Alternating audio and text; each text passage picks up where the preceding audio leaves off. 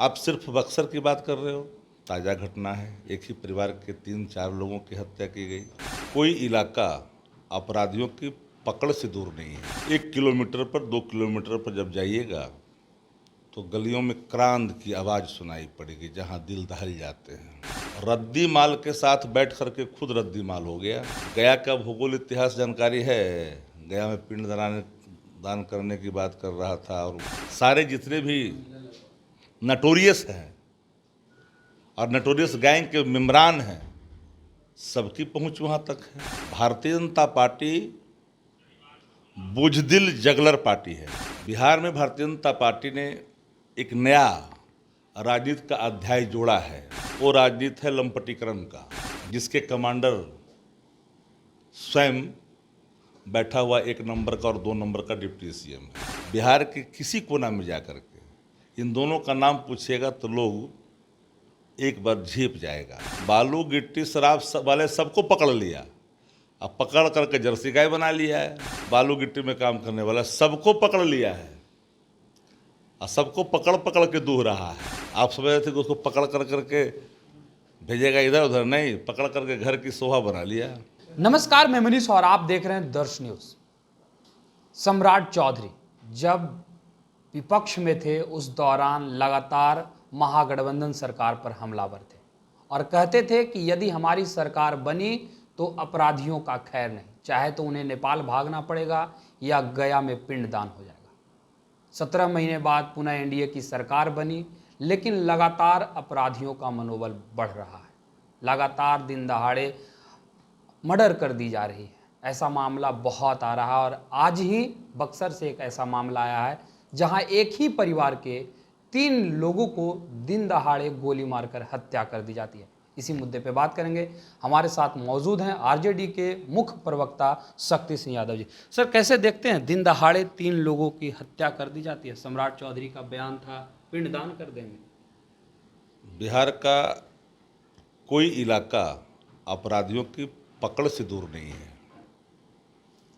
हर 1 kilometre पर 2 kilometre पर जब जाइएगा तो गलियों में क्रांत की आवाज़ सुनाई पड़ेगी, जहां दिल दहल जाते हैं।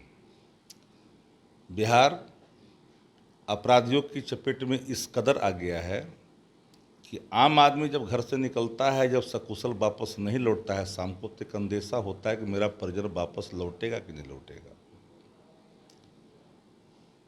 आप सिर्फ बक्सर की बात कर रहे हो। ताज़ा घटना है, एक ही परिवार के 3-4 लोगों की हत्या की गई। इसके पूर्व भोजपुर में हुआ, सासाराम में हुआ, औरंगाबाद में हुआ। हत्या का दौर निरंतर निर्बाध तरीके से बिहार में चल रहा है। रद्दी माल के साथ बैठ करके खुद रद्दी माल हो गया। जो बोल रहा है, गया का भूगोल इतिहास जानकारी है। गया में पिंड दान करने की बात कर रहा था और नेपाल जाने की बात कर रहा था। नेपाल से तो गुंडा संचालित हो रहा है और सत्ता प्रतिष्ठान उसको संरक्षण दे रही है। रद्दी माल नीतीश कुमार को किसने कहा था? सम्राट चौधरी ने कहा था, और रद्दी माल के साथ खुद रद्दी हो गया। बकरी मरखंडा होता है क्या? आप सुने हैं क्या? सम्राट चौधरी का भी भय अपराधियों में दिखना लगे, बड़ा दुर्भाग्य है। सम्राट चौधरी का तो नाता ऐसे भी इस अतीत से वास्ता रखने वाले लोगों के साथ है। सारे जितने भी नटोरियस हैं और नटोरियस गैंग के मेम्बरान हैं, सबकी पहुंच वहां तक है।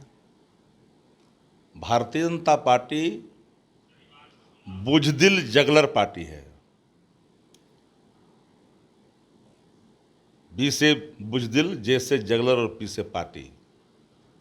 ये भारतीय जनता पार्टी का नया स्वरूप है। बिहार में भारतीय जनता पार्टी ने एक नया राजनीति का अध्याय जोड़ा है।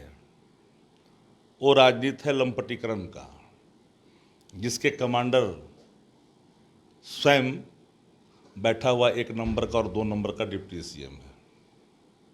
जो अपने ही बयानों से अपने ही समाज के लोगों को, अपने ही फॉलोअर्स को निराश करता है, अपने ही पार्टी के लोगों को निराश करता है। ये दोनों बिहार की राजनीति के लिए ऐसा कोड है ना कि मान लीजिए बिहार के किसी कोना में जाकर के इन दोनों का नाम पूछेगा तो लोग एक बार झेप जाएगा। तो कानून का राज बिहार में नहीं है, कानून का लैंड ऑर्डर का डिसऑर्डर हो चुका है, अपराधियों का बोलबाला है। फोटो खिंचाएगा, गोली चलाने वाला व्यक्ति का फोटो निकलेगा डिप्टी सीएम एक के साथ, तो काहे को सैया भाई कोतवाल तो अब डर का है का। बालू गिट्टी और शराब वाले कोई पकड़ेंगे, सबको पकड़ लिया। बालू गिट्टी शराब वाले सबको पकड़ लिया, अब पकड़ करके जर्सी गाय बना लिया है, तो उन लोग का तो मनोबल बढ़ेगा ही बढ़ेगा। बोला था ना कि हम किसी को छोड़ेंगे नहीं, पकड़, सबको पकड़ लिया है।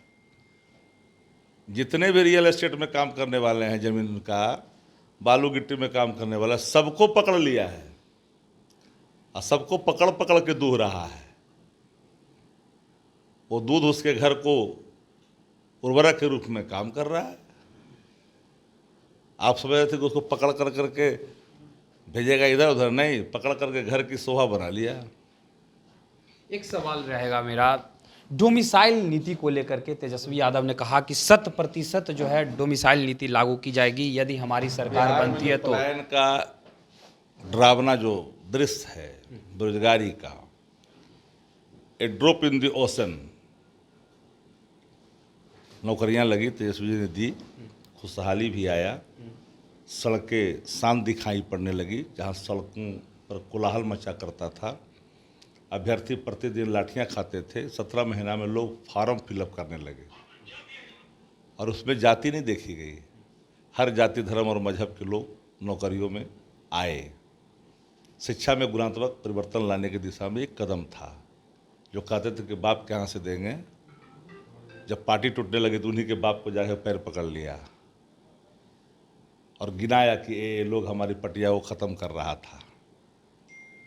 नीतीश कुमार कोई चैप्टर नहीं, once upon the time there was Nitish Kumar, now here जो नीतीश कुमार। नीतीश कुमार अचेत, नीतीश कुमार अचेत। ये सबसे अविश्वसनीय चेहरा देश की राजनीति के, सबसे डरावना चेहरा, पलटीमार की दुनिया में मिसाल कायम करने वाला, भजन लाल को भी पीछे छोड़ दिया। ये बंदा कोई साधारण नहीं है, माननीय मुख्यमंत्री बिहार। एक आखिरी सवाल मेरा रहेगा, सप्लीमेंट्री रिजल्ट, जब आप लोग सरकार में थे तो टीआरई फर्स्ट में सप्लीमेंट्री रिजल्ट जारी की गई, लेकिन वर्तमान में अभ्यर्थी सीएम आवास का घेराव कर रहे हैं, लाठी खा रहे हैं, लेकिन सप्लीमेंट्री मूल प्रश्न जब हल ही नहीं हो, सप्लीमेंट्री की बात कर रहे हो। वर्तमान सरकार में मूल प्रश्न पहले हल हो तब ना सप्लीमेंट्री की बात हो। तो 17 महीना वाला स्वर्णिम काल था जहां मूल प्रश्न के भी जवाब मिलते थे, सप्लीमेंट्री पूरक भी हो जाते थे। तो सप्लीमेंट्री रिजल्ट की बात करते, तो मूल रिजल्ट की बात है तो कोई हो नहीं रहा, तो सप्लीमेंट्री का क्या होगा। तो ये थे हमारे साथ राजद के मुख्य प्रवक्ता शक्ति सिंह यादव, जिन्होंने तमाम बातें कही, सीधे तौर पे नीतीश पर हमलावर हुए और कहा कि अचेत मुख्यमंत्री हैं। जब 17 महीनों की सरकार थी वो स्वर्णिम काल था छात्रों के लिए और युवाओं के लिए। फिलहाल इस खबर में इतना ही, धन्यवाद।